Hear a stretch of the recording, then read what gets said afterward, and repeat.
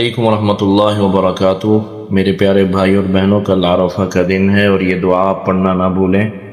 ابو داود میں یہ دعا موجود ہے صحیح سند کے ساتھ 5011۔ لا الہ الا اللہ وحدہ لا شریک لہ لہ الملک ولہ الحمد وہو علی کل شیء قدیر۔ اللہ کے علاوہ کوئی عبادت کے لائق نہیں، اکیلا ہے، کوئی اس کا شریک نہیں، اسی کے لیے بادشاہی ہے اور اسی کی حمد ہے اور وہ ہر چیز پر قادر ہے۔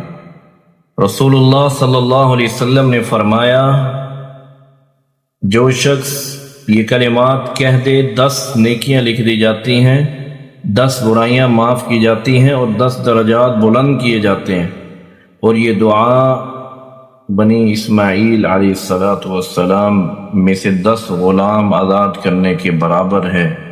اور یہ دعا پڑھنے والا صبح سے شام تک شیطان سے محفوظ رہتا ہے۔ اور میرے پیارے بھائیوں، امام اوزاعی رحمہ اللہ نے فرمایا، میں نے ایسے لوگوں کو پایا جو اپنی حاجتوں کو یوم عرفہ کے لیے محفوظ رکھتے تھے تاکہ اس دن اللہ سبحانہ و تعالی سے مانگیں۔